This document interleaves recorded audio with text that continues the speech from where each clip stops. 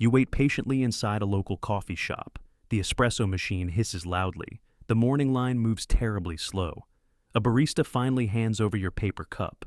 He smiles perfectly at you. His mouth stays completely shut. But you hear his distinct words. He is actively wishing you would choke on the hot liquid. He pictures it vividly. You rub your sweating forehead. The businessman standing behind you checks his expensive watch. You hear his cold voice next. He is calculating how to quickly hide stolen money from his business partner. You step back blindly. The transmission is absolutely clear. You walk out of the coffee shop. The cold morning air hits your face.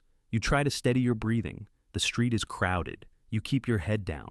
A woman walks a small dog. She passes you. Her face is perfectly calm. Her mind is screaming about a missed car payment. She is actively calculating the penalty fees. You speed up your pace. You reach the university campus. The heavy glass doors slide open. The main hall is packed with students. The noise is not just physical. It is a dense cloud of overlapping frequencies. You sit at a desk in the back of the lecture room. The professor begins speaking about modern literature. You barely hear his actual voice. The girl sitting to your left is chewing her pen. She smiles sweetly at the professor. Inside her head, she is meticulously tearing apart his outfit. She thinks his tie is cheap. She thinks his shoes are pathetic. She is laughing at him. You look away. You look at the guy sitting in the front row. He is the class president. He always volunteers to answer. He looks confident. He raises his hand. His internal voice is a frantic loop of pure terror. He is terrified someone will find out he cheated on the entrance exam. He paid someone $3,000 to take it for him. He is sweating. You realize the fundamental truth. The spoken word is completely worthless. Every single person in this room is wearing a mask. They project confidence. They project kindness. They project attention. Underneath, they are just bundles of petty grievances and hidden shame. Empathy is a lie. Empathy requires honest communication. There is no honesty here. There is only public relations and private panic. You pull out your notebook.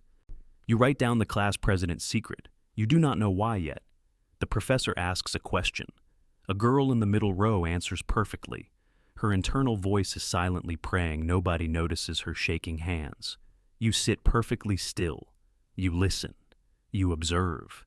The sheer volume of deception is staggering. You realize you are the only person who actually knows them. Class begins. You leave the university campus. You call your best friend. You meet him at a diner. You sit in a booth. He orders a burger. He smiles across the table. He asks about your day.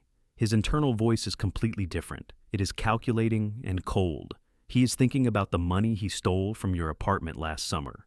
$600. He blamed the old landlord. He is actively suppressing a laugh about it right now. He takes a bite of his food. You stare at him. You do not confront him. Confrontation requires hope. You have no hope left. You pay the heavy bill and walk away. You go to your parents' large house for dinner. The dining room is brightly lit. The heavy wooden table is set with expensive white plates. Your mother serves roast chicken. She asks about your classes. She sounds loving. Inside her skull, she is exhausted. She is quietly planning her sudden exit strategy. She has a separate bank account with $14,000. She is leaving in 3 months. Your father sits quietly at the head of the table. He pours a glass of red wine. He talks about his accounting firm. His mental voice is a loop of pure disgust. He is thinking about his secretary. He is thinking about the hotel room he booked for Thursday. He is terrified of his wife. You sit silently between them. You eat the chicken. You chew your food mechanically. The contrast is unbearable. Their spoken words are about family values and hard work. Their thoughts are a swamp of deceit and selfishness. The illusion is permanently broken. You realize everyone is fundamentally alone. Everyone is trapped inside a rotting cage of their own making. You put down your fork. You excuse yourself. And you walk upstairs to your old childhood bedroom. You turn the brass lock on the door. You sit on the edge of the bed in the dark. You listen to the silent house. Their thoughts bleed through the floorboards. Someone lies about money. Someone lies about loyalty. Someone lies to themselves. You simply cannot unhear it. Empathy is officially dead. You are completely awake. You graduate. You leave the university behind. You need money. You apply for a corporate job at a massive financial firm. You wear a stiff gray suit. You sit in a sterile waiting room on the 42nd floor. The receptionist types aggressively on her keyboard. She is thinking about her terrible weekend. You ignore her. They call your name. You walk into a glass office. 3 hiring managers sit across a long mahogany table. The middle manager speaks first. He asks about your 5-year plan. His internal voice is much louder than his spoken words. He is desperately looking for someone to take the blame for a failing project. He wants a naive workaholic. You smile politely. You give him exactly what he wants to hear. You describe your endless dedication to the corporate synergy. You watch his shoulders relax. Though the woman on the right asks about your biggest weakness, her mind reveals she despises arrogance. She was just passed over for a major promotion. You instantly lower your head. You offer a carefully crafted story about struggling with perfectionism. You project complete humility. You read their minds like open textbooks. You answer their unasked questions. You soothe their hidden insecurities. You get the job offer in exactly 12 minutes. The starting salary is $85,000. You accept immediately. You realize how incredibly easy this is. Civilians are entirely predictable. They are driven by simple biological imperatives and fragile egos. You start your new job on Monday. You join the Friday night poker game with the senior analysts. They drink expensive whiskey. They smoke imported cigars. They think they are sharks. You sit at the felt table. The cards are dealt. The guy across from you raises the bet by $200. He smirks confidently. His internal voice is screaming in pure panic. He holds absolutely nothing. He is bluffing with a pair of 2s. You push your chips forward. You call his bet. You take his money. You take all of their money over the next 3 hours. You walk out with $4,000 in cash. You feel the heavy paper in your pocket. You feel absolute power over them. You settle into the corporate machine. The work is utterly meaningless. You do not care about the spreadsheets. You care about the leverage. You spend your days walking the carpeted hallways. You listen to the vice presidents. They hide behind heavy oak doors. They hide behind non-disclosure agreements. It does not matter. The doors do not block the signal. You hear the chief financial officer sweating in his office. He is silently panicking about a missing $250,000 in the offshore account. He used it to pay off a gambling debt. You write down the exact account number from his thoughts. You walk past the human resources director. She smiles at everyone. Her internal voice is reciting the password to the confidential employee database. You memorize the 12 characters instantly. You log in from a secure terminal. You download the encrypted files. You find the regional manager's deleted emails. You send him an anonymous message on a Friday afternoon. You attach one PDF file. You do not ask for money. You ask for a specific promotion. You ask for a corner office. You demand a new title. He receives the message at 3 o'clock. You hear his heart drop. His mental voice is pure terror. He knows his career is instantly dead if the file leaks. He approves your promotion by 5 o'clock. You get a 30% raise. You move into the corner office. The view of the city is spectacular. You look down at the tiny cars crawling through the traffic. You realize society is just a complex system of levers and pulleys. Everyone has a specific pressure point. Someone fears poverty. Someone craves validation. Someone hides a devastating sexual deviance. Yet they are not humans anymore. They are just walking vulnerabilities waiting to be exploited. You pull the levers. You manipulate the pulleys. You climb the corporate ladder with zero resistance. You wear custom Italian suits. You eat at restaurants with 2-month waiting lists. You play the cynical game perfectly. The rules do not apply to you. You are the invisible architect of their misery. You control their fears. You own all their dark secrets. You are forever untouchable now. You walk out of the pristine office building. You cross the busy intersection at noon. The sun is blindingly bright. The temperature is 72 degrees. You enter a crowded bakery to buy lunch. The line stretches out the door. You stand behind a completely normal-looking man. He wears a tan trench coat. He wears expensive leather shoes. He politely holds the door for a young mother. He smiles warmly at a passing toddler. His external presentation is flawless.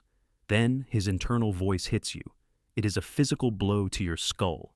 It is cold. It is completely methodical. He is thinking about his basement. He is actively replaying the events of last Tuesday night. He remembers the exact sound of a bone breaking. He remembers the smell of bleach. He visualizes the plastic tarp. He visualizes the shallow grave he dug 3 miles outside the city limits. He is calculating how long it takes for a body to decompose in damp soil. 6 weeks, maybe 8. He feels absolutely zero remorse. He only feels mild annoyance about the stains on his car upholstery. You stop breathing. Your chest tightens painfully. You stare at the back of his perfectly combed hair. You possess the absolute truth. You know a terrifying monster is standing exactly 2 feet away from you. You look around desperately. 2 police officers are sitting at a corner table. They are drinking black coffee. They are laughing about a sports game. You cannot walk up to them. You cannot say you read a stranger's mind. They will instantly lock you in a psychiatric ward. You are completely paralyzed. You have the ultimate surveillance tool.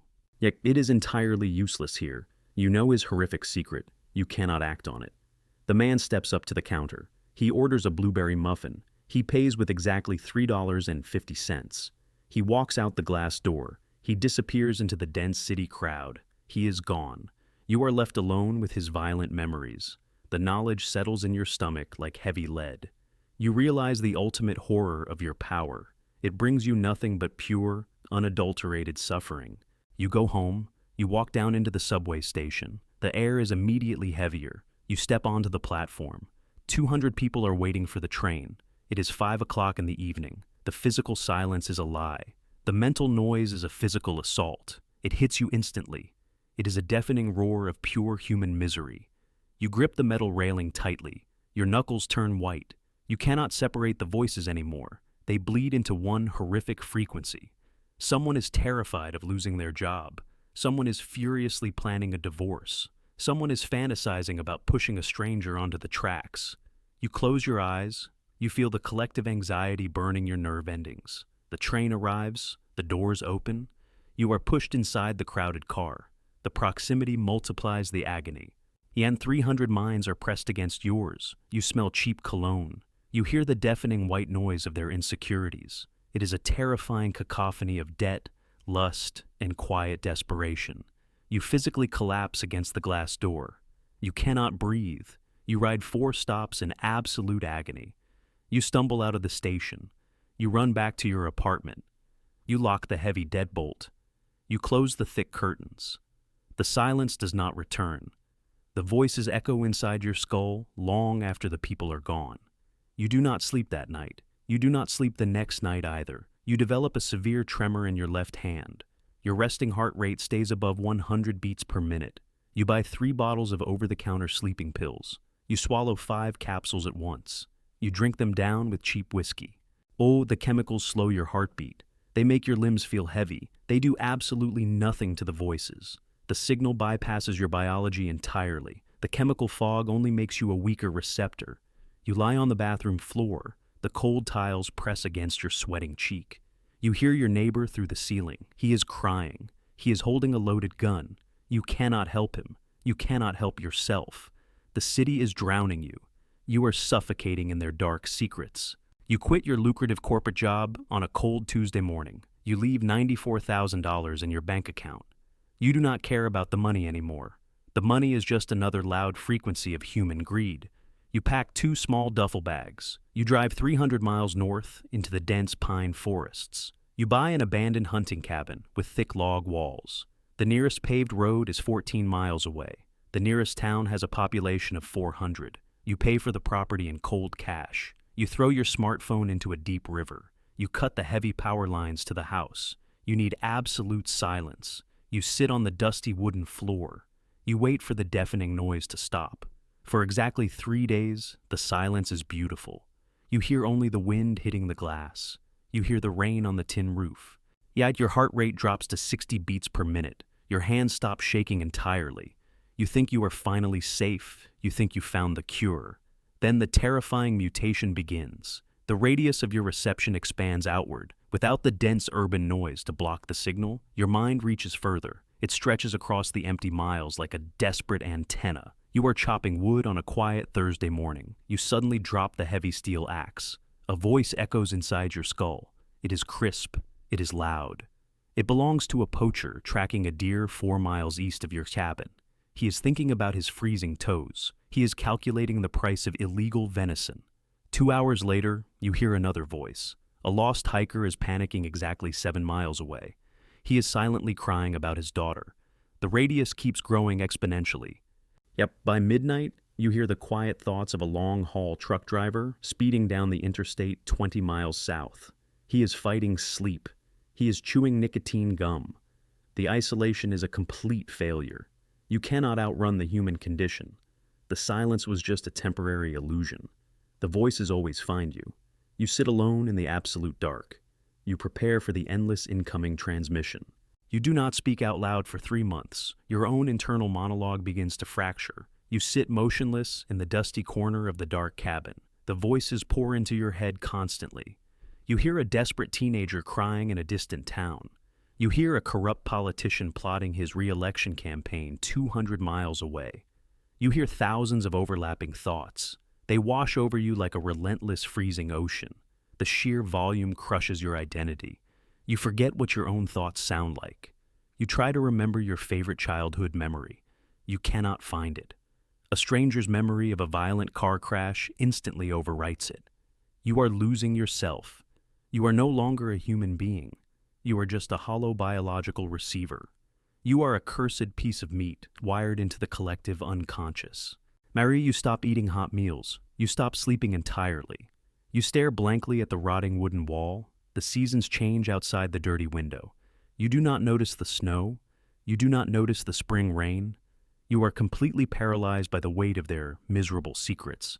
You know exactly what the world truly is. It is a massive cage of liars and frightened animals. There is no redemption anywhere.